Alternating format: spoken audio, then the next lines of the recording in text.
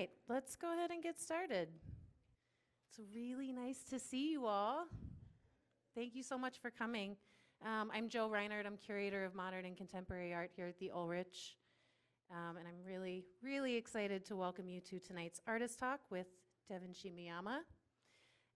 Of course, in connection with our exhibition Rituals that's currently on view.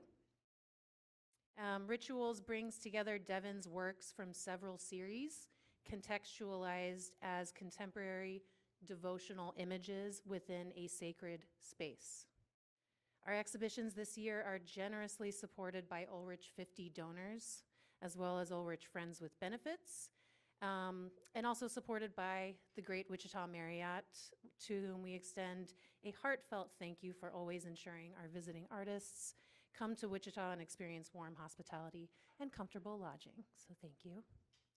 Before introducing Devan, I'd like to remind you of a few upcoming Ulrich programs and events going on right now. Hopefully you may have seen in the Collection Study Center, we have Telling Your Stories. It's a student photography competition inspired by the great Gordon Parks. We're showing works by Wichita Public High School students, and then a showing of works, in the middle school division is on view at the Kansas African American Museum. And all of that is on view through March 15th. And on March 15th, the Ulrich will host a closing reception as well as a film screening of the documentary I Needed Paris, which follows students from the Gordon Parks Academy as they journey to Paris, France. So that'll be really neat. Also on view downstairs, hopefully you saw in the lobby, are beautiful works created by artists of Wichita's Envision Gallery, which is a space dedicated to supporting and platforming artists who are blind or low vision. And these works on view are tactile replicas of 5 of Devan's works that are on view in the show. And they're intended for touch. So as much as you want to touch Devan's works in the gallery, and I know you do, I do too, you can touch these downstairs in the lobby. So please take a look at those. On March 27th, the Ulrich welcomes award-winning writer and scholar Darius Carter to come to the Ulrich and speak on his research, which examines Black masculinity, queer culture, and popular music. And that talk, of course, is in connection with Devan Shimoyama Rituals.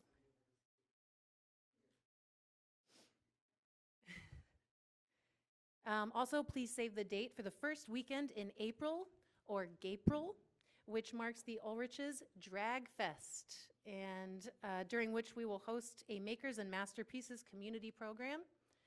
We'll host a Dragging Douglas Queen Parade, and we will host a drag brunch and panel discussion at Roxy's.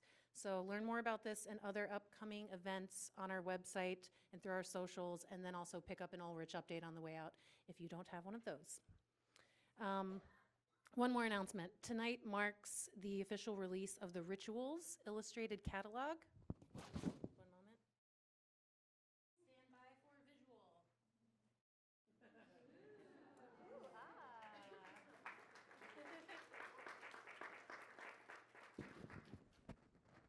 We're very excited about that. The catalog features contributions by creative writers from across the country, as well as an interview with Devan and art historical essays. So please pick up your signed copies while supplies last. You can pick them up tonight in the lobby on your way out. All right, I'm so excited to introduce our guest, artist Devan Shimoyama, whose works are quickly becoming absolute favorites among Wichita audiences for their bright colors and their glittery surfaces and their compelling subject matter. Part of what makes these works special is their ability to reach you wherever you are. And that's because of the multiple points of entry that they provide. Shimoyama's bodies of work are world building, introducing mythologies, characters, a symbolic visual vocabulary that all immerse viewers in this universe, a universe where intimate personal experiences, including the Black queer experience, are pictured as whimsical and ornate. Yet Shimoyama still engages with deeper ideas of vulnerability and transformation.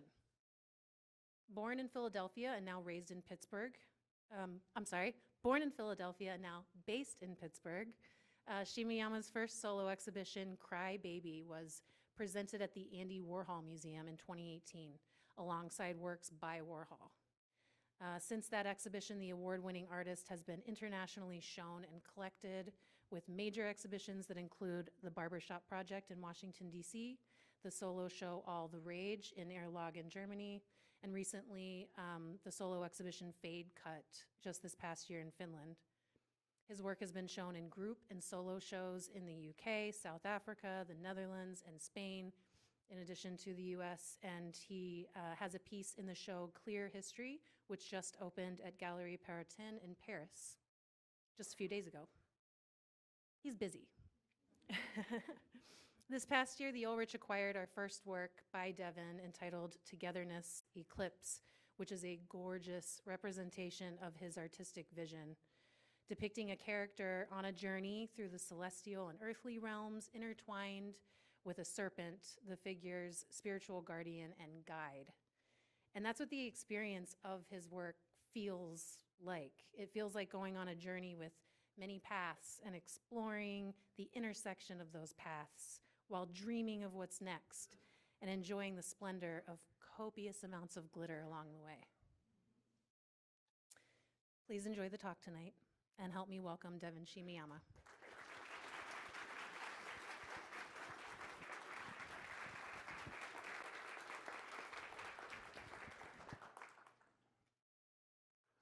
Quick switch.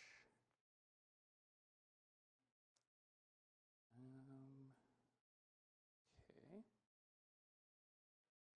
Let's hope this works. Okay, hi. Thank you all for showing up. This is crazy, actually. It's like a full house. Thank you so much, Joe, for putting on this exhibition and bringing all these works together. It's a lot of work from a lot of different periods of time in my studio over the last probably about 8 years, which is substantial because I do make a lot of paintings. So I can even say that there's works that I hadn't even seen fully realized in the flesh until just actually today. The tower itself, I made it, but it was always in parts, so I never actually got to see it standing. So that was really exciting for me. I'm going to go through this presentation and show a few different bodies of work that some of the works you'll have seen in the exhibition here. Some of them you haven't, but just to give you an idea of a little bit of my background and how I think and how I approach my process. This first slide is something I always put on as the first image that people see when I'm introducing myself. It's probably, I don't know, most of you probably don't know what this is, but I used to play Pogs when I was a kid, and they were like these little, just like circle things that had all different kinds of images on them, sometimes holographic, and you would collect them. This is a slammer, so it's like a heavier piece that you would use to just like slam on another stack of someone else's, and when they flip over, you get to keep them. It was a very fun game, but not that fun. But collecting them was really satisfying, and I remember this was something that my mom gave me, and I just thought it was like this most magnificent, like glorious thing, and I keep it with me everywhere I go, and it's holographic, the eye changes and feels dimensional. A lot of my work that I've made, there's a lot of significance in the eyes in the work, and I think also in the mouths that you'll see, and it's a lot of representation of femininity, since I was raised in a home full of Black women. So my mother had me quite young. Her sister was in the house, my grandmother, and then even my grandfather's mother was around all the time. And so, yeah, Black women are integral to my kind of foundation.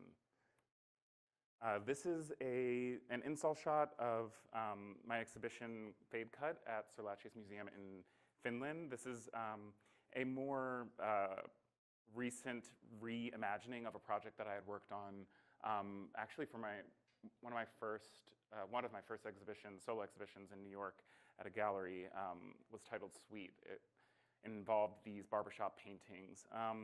In general, my work seeks to examine and uplift the spirit of the queer Black male. I really try to think of my work as having a kind of more positive viewing experience. I like to show celebratory images of Black individuals.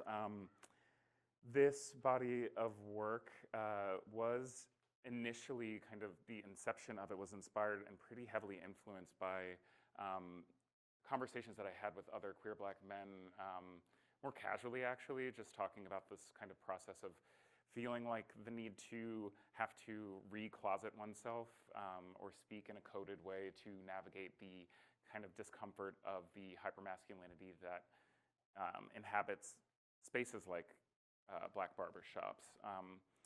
And so what I do and what I did in this installation is you can kind of see it's both an art installation, an art gallery with paintings on the wall. These are fictitious representations of patrons that are shedding tears in this barbershop. I like to think of it as a kind of contrast to my experiences in those spaces where decompressing or emoting or expressing any kind of femininity in those spaces can be kind of vilified or just looked down upon. The painting De Style from 1993 from Carrie James Marshall was heavily influential to this body of work. I remember seeing this painting in person and thinking, I can't believe that this is like, you know, historically this type of space has been a place where Black men would convene to kind of plan, take action, plan courses of action for sort of like civil rights movements, for example, for making progress, for Black men to come together to sort of be their authentic selves in those spaces, but I had never felt that kind of male fraternal bonding personally in those spaces, and certainly have not seen it as a safe space for women or trans, non-binary identifying individuals. And even today, it's a little more common, I guess, to have queer barbershops or safe spaces in that capacity, maybe in more major cities, but even where I live, there's not really that kind of presence necessarily. This is the School of Beauty, School of Culture painting. This one's set in a women's salon. This one is from 2012, so it's a much more recent iteration of this kind of theme. But both paintings have these art historical references as well, kind of embedded in the painting aspect of them, which I was really excited about. The next work that sort of inspired this was Pepon Osorio's No Crying in the Barbershop, which actually predates the painting by Carrie James Marshall of the Barbershop by, I think, a year. This was in a kind of pop-up space originally, which had these really kind of throne-like barbershop chairs that had all of these kinds of materials you might find in a home, but also there's little things like baseballs, flags. Here's an installation shot. There were also, this was exploring Latinx masculinity in this installation, including a number of video works that sort of were intent on breaking the gender binary in the barbershop, and that was happening in, I think, 1992. So thinking about these two things, painting and immersive installation, I went on to start to imagine this project as something that I could really approach from the perspective of a social practice or a contextual practice kind of project, engaging with individuals, actual patrons in barbershops, and you know, discussing these issues that I had with that space, which is complicated because I do understand barbershops as being, you know, sort of in some ways sacred spaces for Black people to come together, and I understand the complexity of needing to kind of mask oneself in order to navigate different types of situations. Code switching is integral in so many different types of communities for safety and for success in certain workplaces, for example. So, you know, trying to make this work without vilifying the people that frequent them, who need those spaces, who run those spaces as businesses, but trying to come to them with a kind of respect and try to start a dialogue with them about some of these issues, and trying to figure out where we can meet in the middle to kind of cultivate spaces that can be welcoming for all types of identifying Black people in that space. This manifested eventually in Mighty Mighty, the Barbershop Project, which was in collaboration with Cultural DC. They're an organization in Washington, DC. They collaborate with artists on a variety of types of projects with their mobile art gallery, and they literally will take their gallery, move it with a crane, and plop it into a place that feels fitting for whatever project that is. This project was put into this area. It's kind of a cultural area in an area called Anacostia. It's a predominantly black neighborhood in Washington, D.C. I don't know if many of you know much about Washington, D.C., but it's also known as Chocolate City. Historically, it's a very black city. However, over time, it has gradually become a place where black people have been kind of pushed into certain neighborhoods within that space that are actually really inconvenient for them to get over to a lot of where the cultural and arts districts are within the city. And being a city where they have the Smithsonian's, many museums, and all of that kind of inaccessible to the people that are foundational to that space is really frustrating. So placing this project there and engaging with people in the community directly, community leaders were really integral to this project's success as well. Essentially, it's a fully operational barbershop that's been temporarily put into the space. We hired barbers from a couple different barbershops, one of which really offered a lot of their time, which was really generous of them, was Lady Clipper, a fully queer femme-run barbershop in DC. We also had black, queer, and trans identifying barbers as well, service mostly children with free haircuts. They were able to come in for events, though. This was the opening event, and so anybody that came in could get a haircut for that, but usually it was for parents to bring their children in to receive haircuts. This space had 2 paintings and 3 collage prints that you can see there. The prints reference these style guides that you might encounter in barbershop spaces. They are made with a paper that kind of mimics a wood grain texture. It's made of banana leaves that are pressed and dried.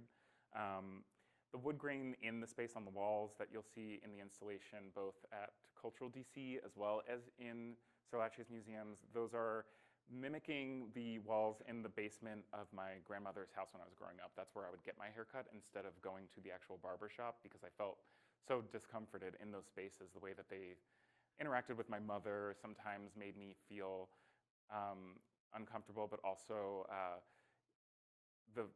I think being young and receiving haircuts, you sometimes might cry or something like that, and that type of energy is not well received in those spaces. So yeah, that for me is a kind of way to hybridize spaces of comfort and spaces of discomfort together to create this kind of idyllic space that's fictitious and fantastical. This is something that I'll get back to later, but I just wanted to bring up that sculpture and installation is a pretty big part of my practice and has become so over time, and a lot of it does reference spontaneous memorials. So if I'm not able to really fully flesh out this type of work, I just wanted you to see it briefly, but this is called The Grove. This is a representation of four utility poles that have shoes dangling from them, and it's fully embellished with rhinestones and a variety of other materials, jewelry, silk flowers. A lot of these materials reference spontaneous memorials for me. It's something that I grew up seeing a lot of, and it's usually in every exhibition I'll have at least one sculptural work that kind of usually has a bit of a darker undertone to it, but does not represent any kind of death or negativity, but in terms of like imagery, but will pay homage to lives lost. Usually paying homage to lives lost or to entire communities being erased from certain spaces due to gentrification, which is kind of what this work is more specifically pointing towards. I'm going to take you through a bit of the process and how I employ ideas and inspiration taken from popular culture, cinema, music, and drag as well. All of those things are really important to me, and they influence what I do pretty directly. Vampira is a film. It was retitled Old Dracula for its American theatrical release to kind of ride the popularity of of Young Frankenstein. It's a 1974 comedy horror film. I would say it's a blaxploitation film. I think it just depends on your perspective. But as you can even see here, there's one black character, and then the rest are white, or white presenting, or I guess that skeleton, which could be anything. In the film, Count Dracula is an old vampire who, because of his advanced age, is forced to host tours of his castle to get new victims. He tries to revive his long-lost love, Vampira, and needs to find a victim to perform a blood transfusion on. That way it'll revive her through that body. And so this is Teresa Graves as Vampira.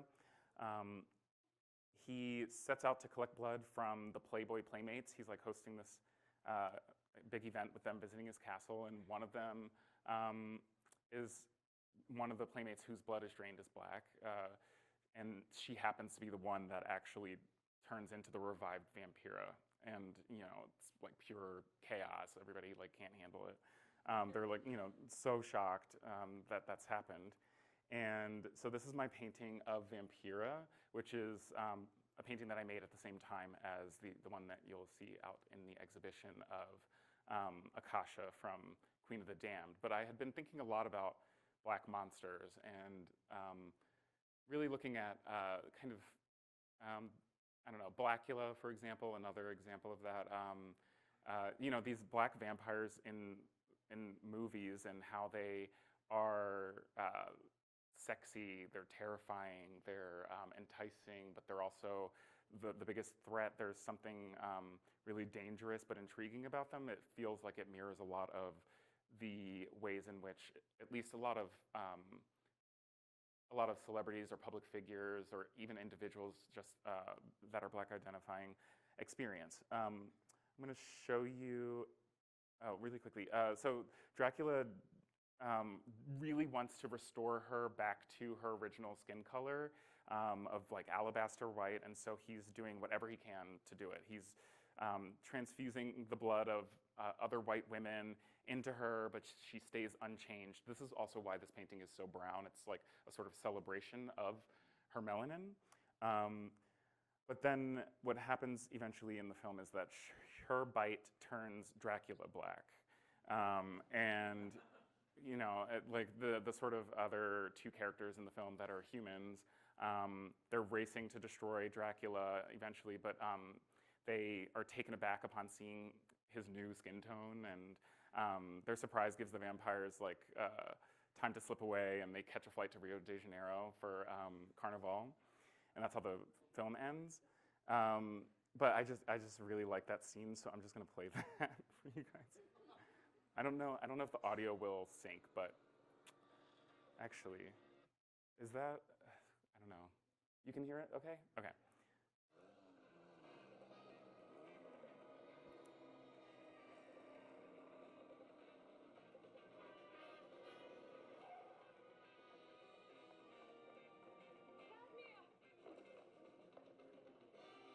That's him being black, by the way, if you were confused. Yeah. What's all this? Officer, thank goodness you've arrived. Thank you, officer. Sorry about that, sir. Case of mistaken identity. That man is Count Dracula. Could you spell that, sir? D-R... Don't be so stupid, the man! Anyway, they end up running off together and they're very happy, but I don't know, there's something so just outrageous about that.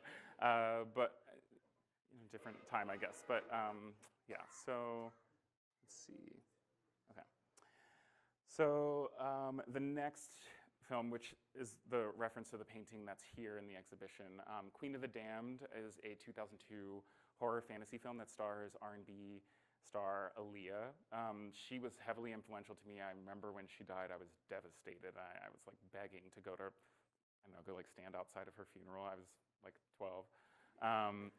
But this is based on the Vampire Chronicles by Anne Rice, whose work previously came to screen in Interview with the Vampire. And so in this, after years of slumber, the legendary vampire Lestat has awakened and found acceptance in a edgy, tattooed, pierced, and like gothic kind of world.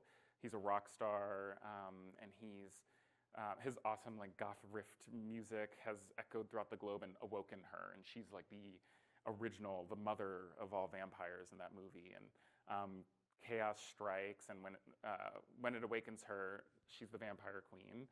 She will not rest until she makes him her new king. So this painting is up there. So this was the second. It was kind of a pair of these femme vampire divas, which I just love so much. I was thinking a lot again about their Black femininity, their allure, how it's so often vilified or causes this kind of, a lot of dialogue around Black women, and yet they are so often the foundation for which most of popular culture and society, at least in the West, can become more forward-thinking. A lot of political movements and changes are mobilized through Black women, initiating a lot of that action.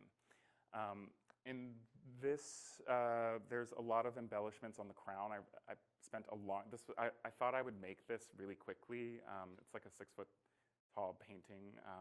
But in my mind, I was like, oh, I'm gonna make this like on Halloween week, and it'll be like a 1-week thing. It took me like 2 months, but I eventually did get finished, and it was really satisfying. But there's a lot of different types of embellishments all throughout the crown.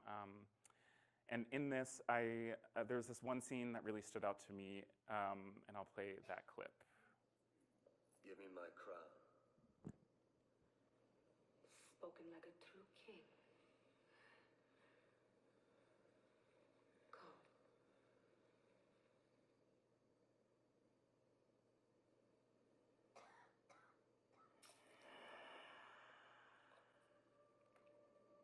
You see how he obeys.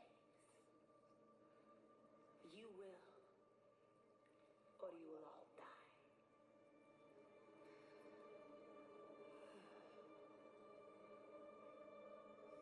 That is enough to start.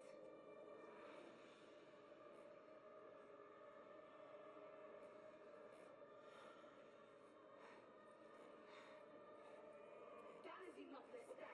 Stop.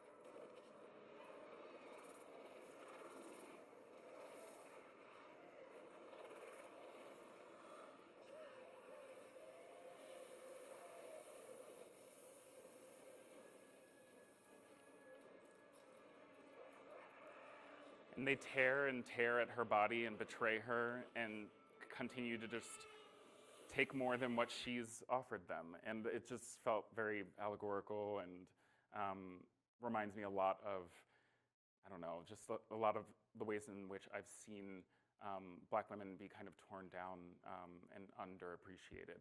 I know in this she's obviously a complex character. She's not quite the villain per se, but it is a very curious position to be in. I will move on to speaking a bit about drag. I think a lot of my work had been about drag before I even was really thinking about it so explicitly. This work is called Toto Getting Ready. I had gone to do the Fountainhead Fellowship, which is a lovely fellowship for artists it's a residency. It's 1 month in Miami, Miami Beach, and it's usually there's like 3 or 4 artists that are down there with you, and you just have studio space and living space, and you have time to work, and they have visitors come through. Typically, they like you to propose what you'll be doing during your time, whether that be research or making work actively. I propose to be doing I reached out to this drag queen, Miss Toto. She had been selected as the Entertainer of the Year in Miami. And she is a bodybuilder. She's like an activist with regard to like the ocean. She also studied, I don't know, ocean stuff. I don't know what it's called. But she does a lot of really amazing activities dealing with tagging sharks and things like that. And she'll do it in drag, which is really great. So look her up, Miss Toto. She now lives in Chicago. But I reached out to her and asked her if I could just like meet with her and document her and her drag family, their process, just while I was down there. So I basically was just like kind of a shadow in the Miami nightlife scene for a month. And it was really incredible to see how much love and care and was cultivated through her community. I made paintings of her, and then eventually when I had my exhibition at the Warhol Museum, they were showed in Conversation with Warhol's Ladies and Gentlemen series. These works were made, I think, in 1975. They originally were photographs taken by Warhol. They depict a series of what we might now think of as transgender individuals. I think if you look into the text of the time, they have different ways of phrasing that that I do not think applies. But they were, at the time, really provocative, ambiguous, and super direct. They were kind of bold and unusual in his body of work. Just in general, I think a lot of his work at the time, and this still stands out. This and maybe one or two other series feel like you're starting to get a glimpse of his true interests and his sort of dips into really looking into his own queerness. Most of these paintings, though, were acquired by one collector, so they really hadn't been shown much until recently, really. And also the Warhol Foundation, they do not like to talk about Warhol's queerness. So oftentimes if you see an Andy Warhol exhibition, like a sort of like retrospective, you'll see things like the Campbell soup cans, you'll see the Marilyn paintings or whatever, but you will not see this. And you won't see his bodybuilder stuff, for example, of some of the people he's dated, for example. But yeah, this series, even in its, even though there's a lot of amazing things about it, there were a lot of problems with this. I don't know if any of these people were paid. A lot of them were not identified at the time. So there was a lot of research having to be done by Warhol scholars to try to identify. Most of them have been identified since. Marsha P. Johnson was included in this series. I think there's one or two of her. But you know, they are in some ways a bit impersonal in that way. But it is a lot about an exploration of performance, exuberance, glamour, personality. I made my own painting of Miss Toto to celebrate her, named her in the title of that, and then this hung amongst that series of work in the museum. I also made a portrait of her, someone that was a member of her drag family, and she went by Sensitive Black Hottie, was her full name. But I think now she just goes by Ray. I thought a lot about drag and how I had seen it growing up. Popular culture often uses gay black male coded language or black femme coded language in comedy or music. Martin Lawrence, Arsenio Hall, Eddie Murphy, Michael Jackson, even to some extent Prince, Lenny Kravitz. However, queer black feminist is rarely presented with black gay queerness and truth. So I just wanted to show you some examples of how I had seen it growing up, and it was always this kind of comedic thing. Martin Lawrence as Shanae Jenkins, who I do adore, but is a problem of a character. You know, she's always for comedic relief. She, for the most part, there's very few moments where she does have kind of a little bit more heart and roundedness to her character, but she does not have, you know, she kind of walks in, intercepts, picks a problem with Gina, a cisgendered woman, and just is an issue for her, and seems like an inconvenience that's just used as a joke.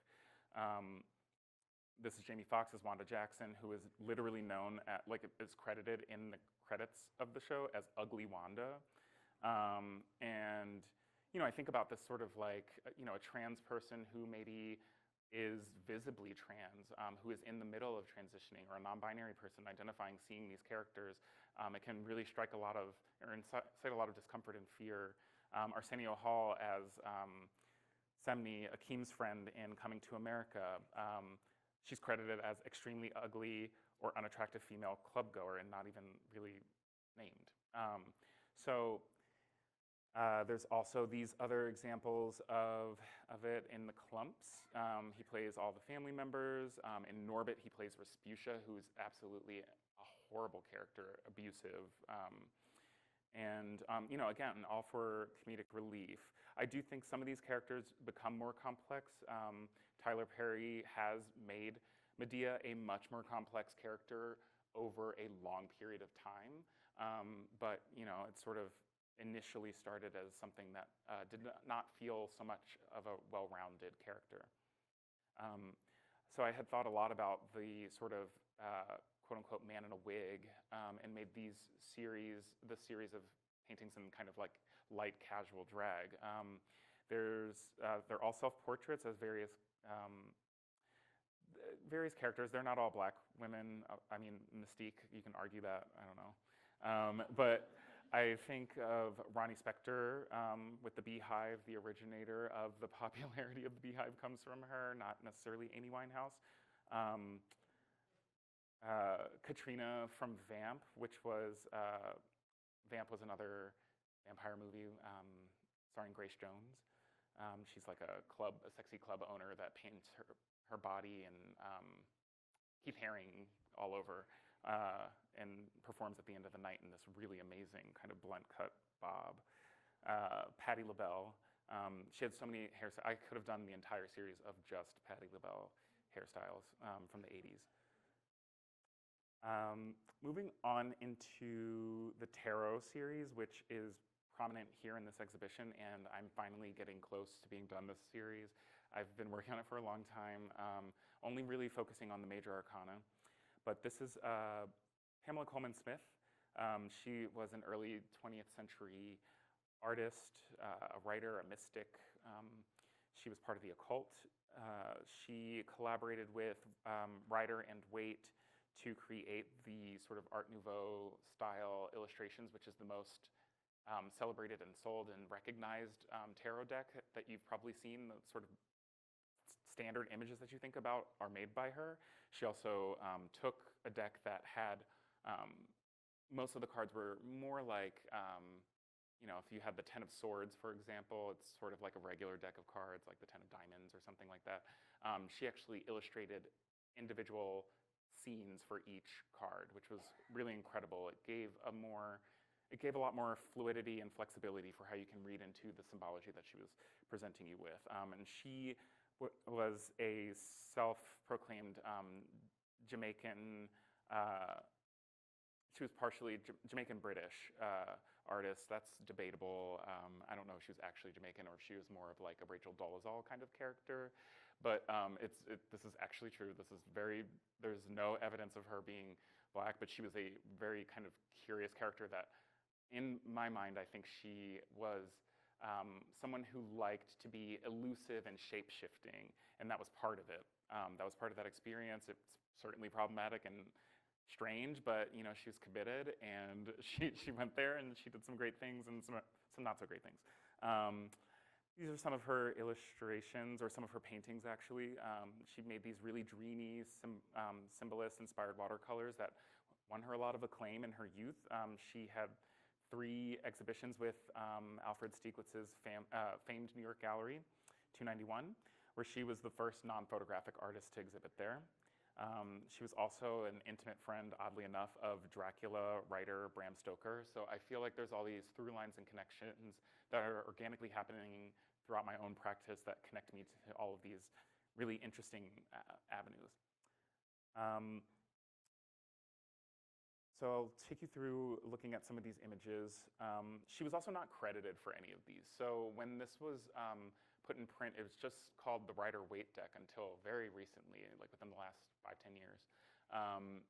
She was only able to be identified because of her signature in the bottom right. You can see that. They just thought that was just a symbol. That is her, it's sort of her initials turned into a sigil. It appears in every single one of those illustrations. The Marseille deck is on the left, and the Coleman Smith deck is on the right.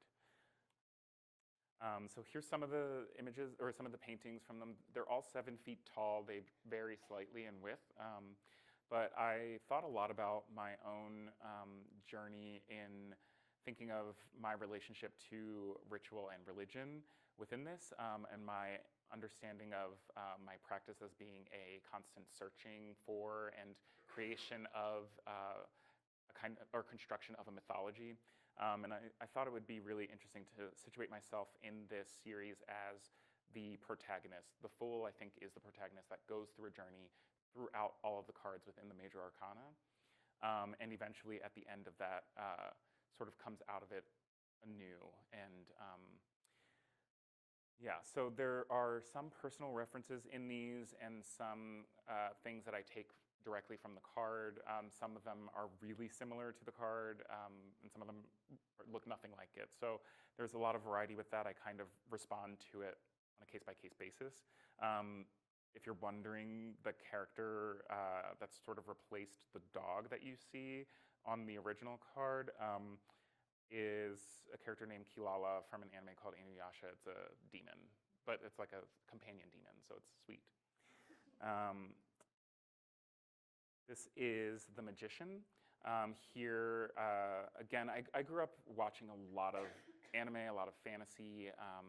I would go to Renaissance fairs, I still do, and I have some things that I've had for a long time on the table. Typically in the Magician card, you'll see all 4 of the suits for the cards, cups, pentacles, wands, and swords. That sword is the first sword that I got at a Renaissance fair. It has a kind of bronze or brass shell on it, and those are Dragon Balls. And I'm standing outside of a window outside of my church, performing a magic trick. I started integrating family members into some of these to represent some of the characters that appear in the major arcana that I felt like were not the protagonist. They kind of impart wisdom upon the Fool. So this is my grandmother as the High Priestess. It's my mother as the Empress. And there you can see that's the end of the table from the Magician painting. This is my grandfather as the Hierophant.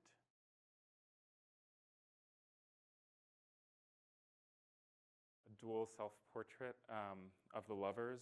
I also thought a lot about what it means to kind of invert one of these cards. It does happen when you're doing readings. The cards sometimes turn upside down, and it does change the meaning that is conveyed or read through it, but to have the right side up be inverted, I like to kind of challenge myself with questions, a painting that brings up a question that perhaps doesn't have a concrete answer.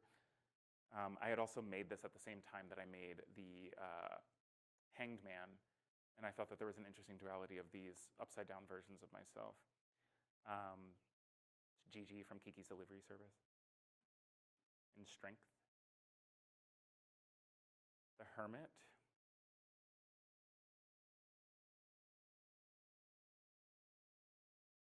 This is the Hanged Man. And in this one, I wish I had a close-up. I didn't include that in here, but that's an old wallet of mine with my old ID actually in there, and there's keys tangling on it.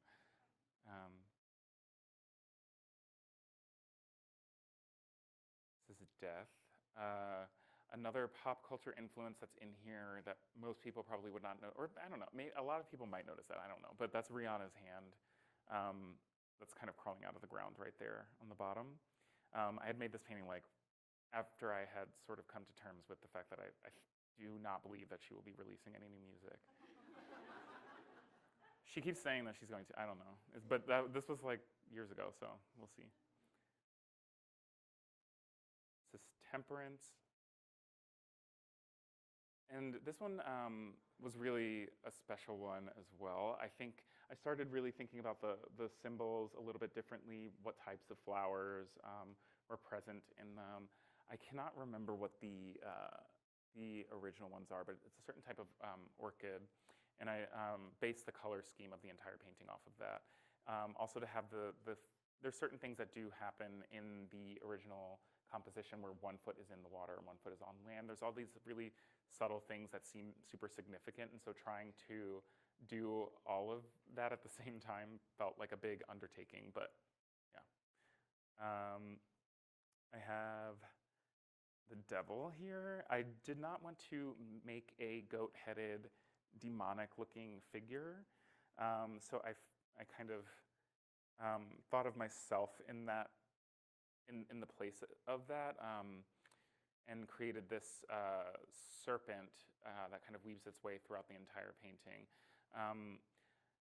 That serpent is something that appears in a lot of work of mine over the years, and it's this companion character to my kind of archetypal character that I use my own body for. I think a lot about that character as being a complicated figure that's sort of searching for a home. They travel together and they protect each other. The tower, I thought a lot about when making this sculpture. I thought a lot about the original card and how it has these people falling out of it, but sort of these people sort of climbing it, trying to attain power, but failing and falling off from it. I just wanted it to be tall enough that the people who kind of approach it would be implicated and become those figures in that space in the illustration. It was inspired by an old church in Pittsburgh that had been condemned for a really long time. It had a really bad fire in it. It has this blackened chimney that had this kind of almost shimmer to it in the sunset that I thought was really beautiful. Star. And I'll sort of use this as a point to get to, I'll talk about the star a little bit while I just show other images. The star has it was one of the earliest ones that I made in this series, and there are all of these different color stars in the background of mine, but there's a certain number of them that correlates to the number of chakra in the body. And I was just really fascinated in thinking about these different alternative healing practices, alternative divination practices, and ways in which we, seek out meaning or understanding of self, or ways in which to seek out guidance for how to make decisions, or how to be a better person, or how to fix something about ourselves. And I thought a lot about the kind of through lines of these different practices that come from different cultures that manifest differently, ranging from, we're looking at something from the occult, but there's references to, other practices like meditation. There's certain things in here, for example, that reference, you might see some of these things in Catholic churches, some of this imagery, yet it's so present in also this type of imagery. This is the most recent finished painting in this series. This is the world.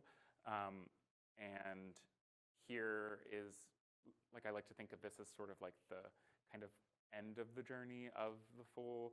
And here I'm kind of walking through a portal created by an Ouroboros, that kind of infinity snake, into new territory, or a kind of like heaven-like dimension or space. So here's a painting that I made after thinking about the chakras represented in the stars. This is of a friend of mine, Anthony, who had been looking into a lot of different types of alternative practices in healing. I also think a lot about, this is a friend of mine, Ricky, who's a writer. One of her books is actually upstairs in the gallery for you to check out. It's called Boy with Thorn. But thinking about astrology, looking to the stars, seeking answers in things like that, this is a representation of her as an Aquarius. She is an Aquarius, and she really embodies that and represents that. She's a water bearer here. She is also thinking of Aquarius as being a representation of Ganymede, looking at Greek mythology and those types of stories being told, thinking about the most beautiful boy. This is a representation of Ganymede, the abduction of Ganymede. Ganymede was kidnapped by Zeus to become his cupbearer. He was thought of as the most beautiful boy or most beautiful being that could relate either to his mind or how he looks. We don't know specifically, but often portrayed as a woman. Aquarius's androgynous nature is really interesting to me. That sort of inherently queer, unknowable gender about them. The queerness in the original narrative kind of weaving its way through the stars back into Greek mythology, into the star tarot card, through the occult, back through Christianity, and back into me. And I'm really interested in all of these types of through lines that happen and occur in all of these different systems of understanding oneself. And so I'll end with this last image so you can all see what card correlates to your zodiac sign. But that'll be the end of my talk, and I'd love to hear if you all have any questions. I'd be happy to answer, but thank you.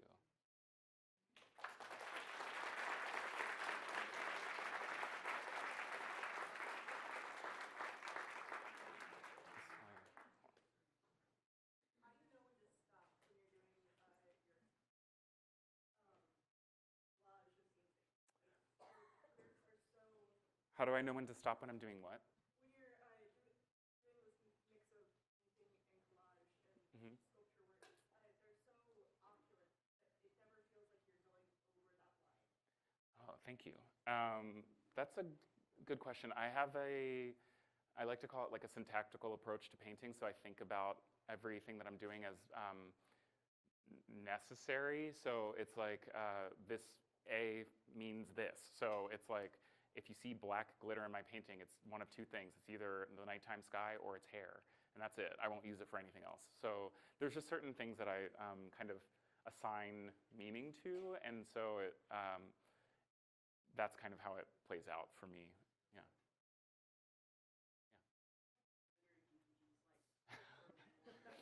For one paint, well, I guess it depends on the painting. Like obviously, some paintings have more than others. I guess it depends. I think the most I've used is probably in a painting like this, because it's 7 feet tall, and that whole background is a glitter gradient. So, but I don't know how to quantify it. I've never like measured it or anything. I kind of do it as I go, especially as a gradient. I'm mixing all of these glitters, so I don't know. It's hard to say, and a lot comes back off when I'm doing it. So yeah. Oh, sorry, and then I'll come to you. Yeah. Kehinde Wiley, yeah.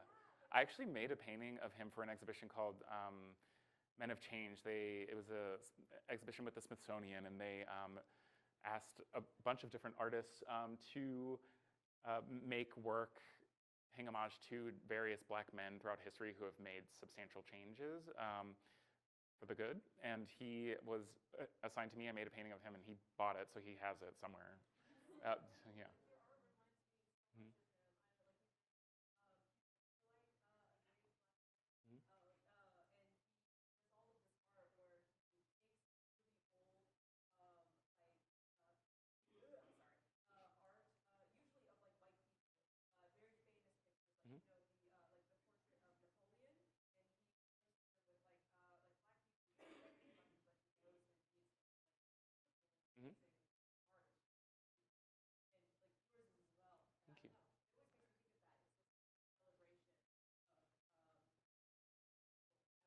Yeah, he's amazing. I love his work. I just saw one of his paintings today at the Wichita Art Museum, so I was happy to see it.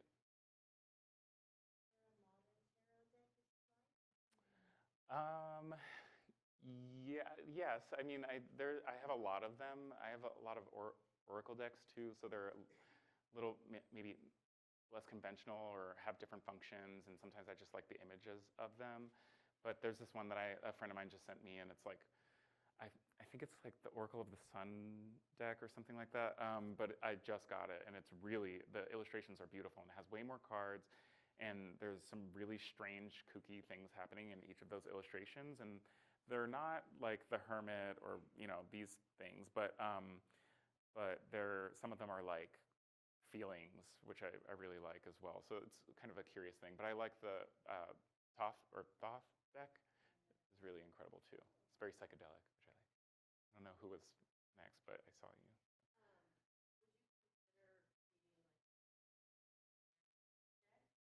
Oh God, that would be my whole life's work, I think. There's 78 cards, I think. So no, but I'm very excited to be done the major arcana, which is like enough for me. I would have to study a bit more about the minor cards. I think there's a lot of stories being told, whereas I think the major arcana has a longer history. That story is very specific, and I understand it. And I want to be done with it and close that chapter and move on. Yeah. Oh, sorry. Is there a reason, like, especially with the portraits of yourself, Mm-hmm. there's not a lot of definition of body? Yeah. Usually in most of the full body portraits, I mean, this one, the definition sort of stops after the chest. And for me, I think a lot about like, I love flatness as a kind of like visual strategy. I look at a lot of like hieroglyphics, right, for example, or looking at like ancient Egyptian not paintings, but carvings and things like that. To me, those really create a sense of like liminal space and opportunity for there to be this type of, because I'm working with so many different planes that are so different, it feels like they are all flat to me in my mind, even when there's a lot of texture, for example. All of that space that's like grass here, for me, is still quite flat. So it kind of, to me, it helps it kind of harmonize a bit more with some of those other flat planes and expanses.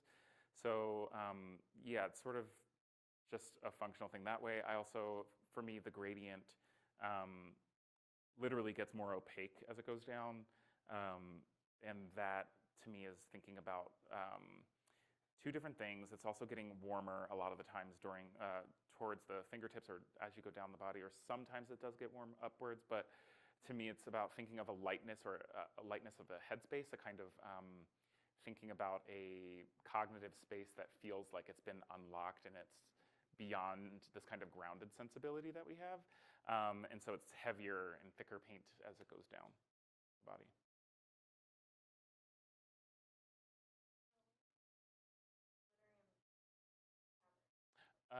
Usually water and snakes, things that have a little bit more body to them, will be the sequins, and things that are further away, like the sky, will be glitter. Yeah. Have you collaborated with curators when you ideate an entire exhibition? I mean, in this case and in an earlier workshop, Mhm. transforming the entire space. Yeah.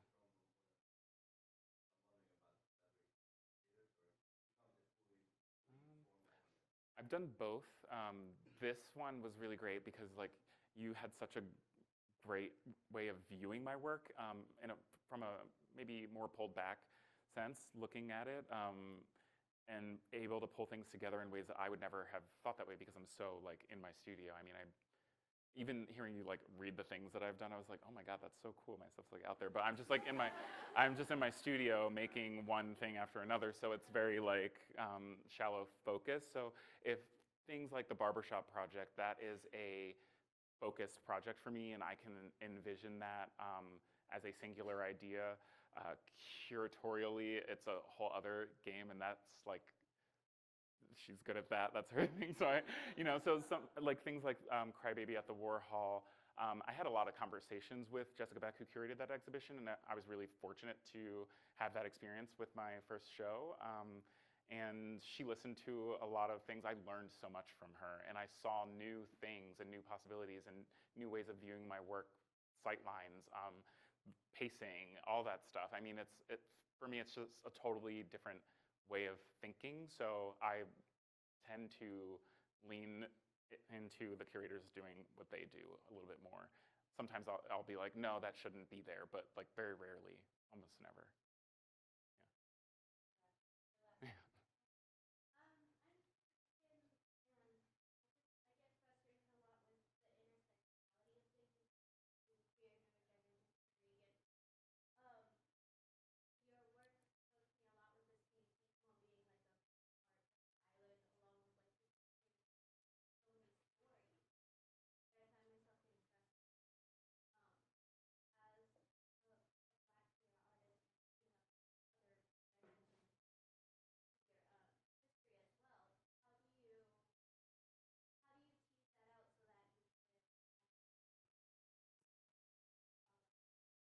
Yeah, that's a great question, and I think it's a really loaded one. I'll try to answer as best I can. I do think a lot about how in the past, and even I hear this sentiment expressed by a lot of people who identify either similarly to me or whatever, but that they don't want to be pigeonholed or viewed as just XYZ, or like, I don't want to be just a Black queer artist or whatever. I don't want to be in just the shows like this. But to me, what really changed my thinking around some of that and really opened up a million different avenues in the ways in which I work or approach working was hearing one of my idols, Jeffrey Gibson, who's like so generous and incredible. He represented the United States, the first indigenous artist to represent the United States at the Venice Biennale.